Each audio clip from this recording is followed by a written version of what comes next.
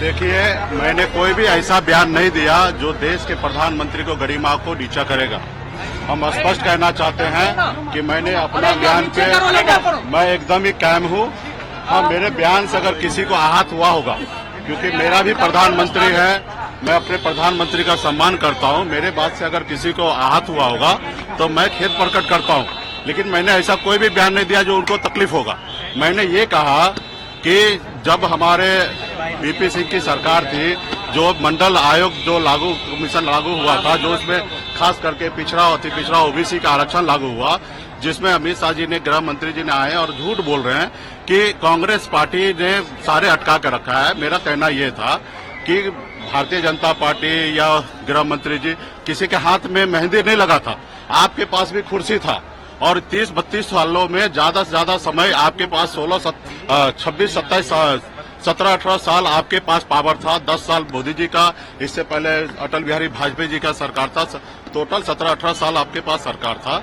आपने क्यों नहीं मंडल कमीशन का 40 पॉइंट जो था सिफारिश, 40 के 40 पॉइंट क्यों नहीं आपने लागू किया?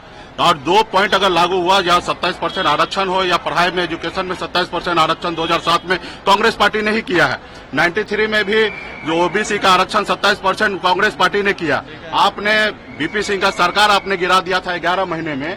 मंडल बनाम कमंडल आपने निकाला था। आप तो हमेशा विरोध किए हैं, चाहे वो कर्पूरी ठाकुर जी का हो या मंडल आयोग का हो, सिफारिश हमेशा आपने विरोध किया। और आपके पास भी लंबा समय था। अगर आप चाहते थे ओबीसी एससी एसटी का अगर कल्याण करने का, तो आपको काम करना चाहिए था। उसमें भी मछुआरा का भी सिफारिश है 37 नंबर पे। 40 पॉइंट में से 37वां पॉइंट पे मछुआरा का भी आरक्षण के लिए था कि एससी एसटी में मछुआरा को शामिल किया जाए।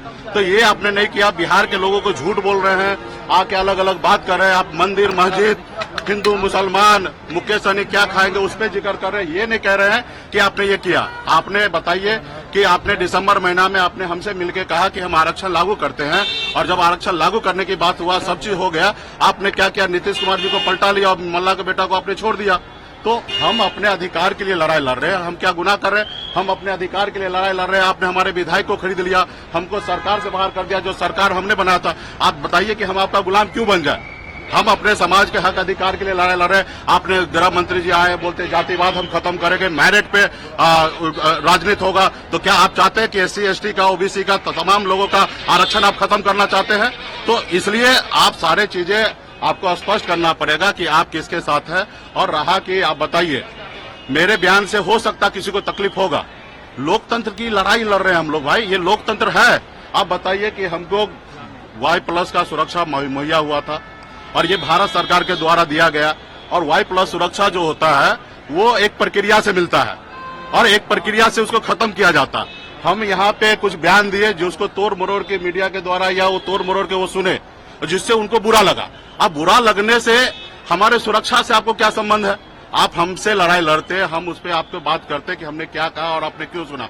आप बताइए कि मैं यहाँ से हेलीकॉप्टर से उड़ा और मैं सिवान गया, और सिवान से उड़कर मैं जैसे सीतामढ़ी पहुंचा, ऊपर में ही था, उतने देर में हमारा सुरक्षा गायब हो गया। जो लोग हमारे सुरक्षा कर्मी गए थे वो बोले कि आपका सुरक्षा विड्रॉल हो गया, और जबकि अभी तक ऑथराइज कोई भी लेटर हमारे पास नहीं आया। सिर्फ एक बयान को लेकर आप सुरक्षा वापस कर ले रहे हैं। यानी कि आप चाहते हैं कि मुकेश सहनी को मरवा दे, तो आप दे दीजिए फांसी का सजा मुझे। अगर मैं अपने जात के हक अधिकार के लिए, मछुआरा के लिए, मल्ला के लिए अगर लड़ाई लड़ना मेरा अगर गुनाह है, तो मैं कहता हूं माननीय प्रधानमंत्री जी, राष्ट्रपति महोदय, सब आप ही का है। आप मुकेश सहनी को कल फांसी पर लटका दीजिए, मुझे कोई फर्क नहीं पड़ता। हमने पहले भी कहा, एक सीट को लेकर भाजपा के साथ राजनीति करना, इससे अच्छा मैं जहर खा लूंगा, मर जाऊंगा, लेकिन भाजपा के साथ राजनीति नहीं करूंगा।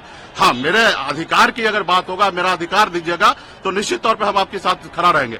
अगर जब तक मछुआरा के बेटा को, मल्ला के बेटा को अधिकार नहीं दीजिएगा, हम चट्टानी एकता के ताकत के साथ खड़ा रहेंगे। जैसे दशरथ मांझी ने कहा था, जब तक तोड़ेंगे नहीं तब तक भाजपा को छोड़ेंगे नहीं। उसी तरीके से मल्ला का बेटा, आपसे वादा करता हूं कि हम लड़ाई लड़ेंगे, हम संविधान को बचाने की लड़ाई लड़े। आप बताइए, लोकतंत्र है। आपने हमें Y+ सुरक्षा दिया, किस आधार पे दिया? हमारे जान माल का खतरा था, आपने दिया।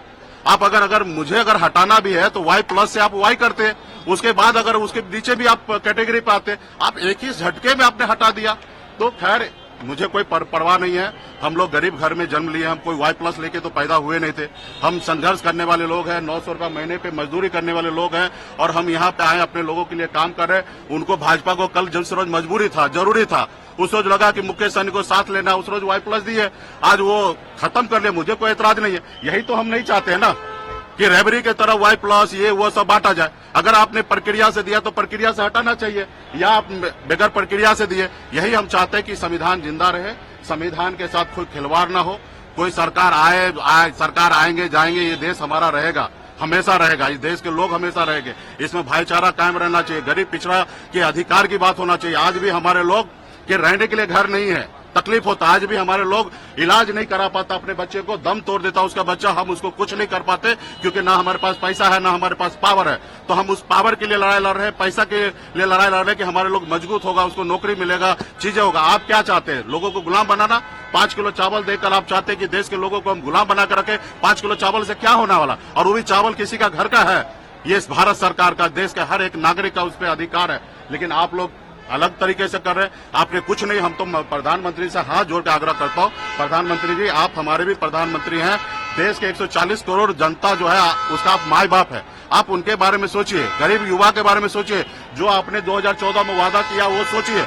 मैं तो कहना चाहता हूँ कि 2014 में जो आपने भाषण दिया वही भाषण दीजिए अभी, तब आपको जनता के तरफ से पता चलेगा कि आपने अच्छा काम किया कि बुरा काम किया। बाबा साहब भीमराव अम्बेडकर ने हमें संविधान बना के दिया, उसमें नेता के लिए सिर्फ 5 साल का समय दिया है।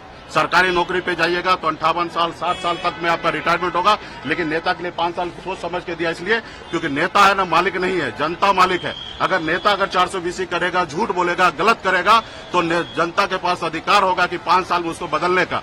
तो वही हम चाहते हैं कि जनता पूरा अपने दिल पे हाथ देकर सोचे कि ये प्रेजेंट का जो सरकार है वो अगर वो जनता के हित में काम किया होगा, गरीब किसान के लिए काम हुआ रहेगा, मजदूर के लिए काम हुआ रहेगा, तो निश्चित तौर पे मोदी जी के बारे में सोचना चाहिए, वरना मोदी जी के बारे में बिल्कुल ही नहीं सोचना चाहिए।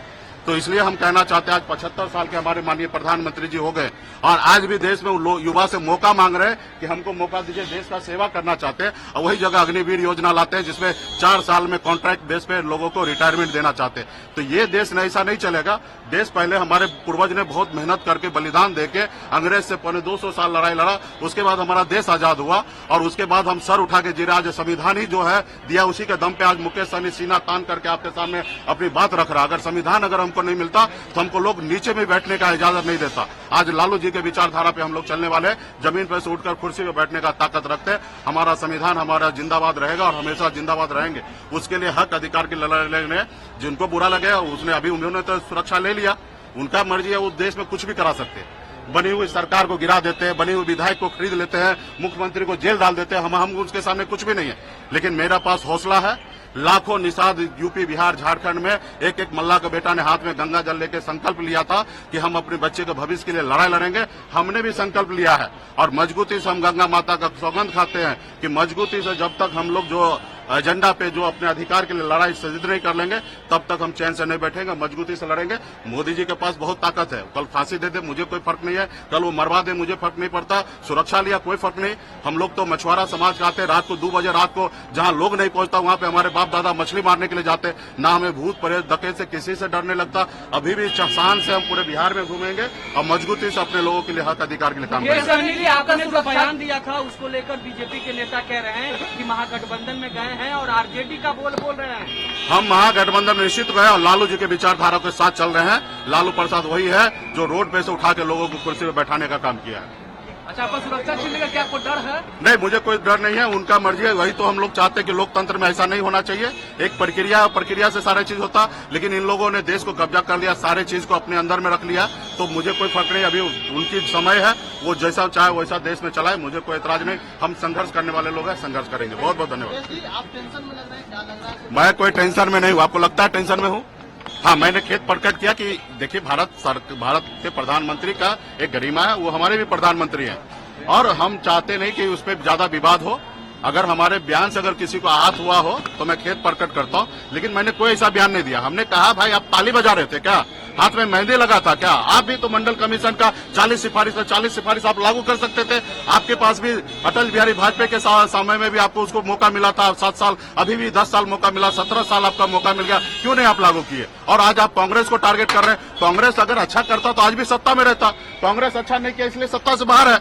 अभी आपकी जवाबदेही है कि भाई वो जवाबदेही कैसे पूरा करना, देश के लोगों को काम करना, लेकिन नहीं आप करेंगे। लोगों को गुलाम बनाना चाहता है। सन ऑफ मल्ला कभी आप लोगों का गुलाम नहीं बनेगा। संघर्ष करेगा, लड़ाई लड़ेगा, मर जाएंगे, लेकिन आपका गुलाम नहीं बनेंगे। धन्यवाद।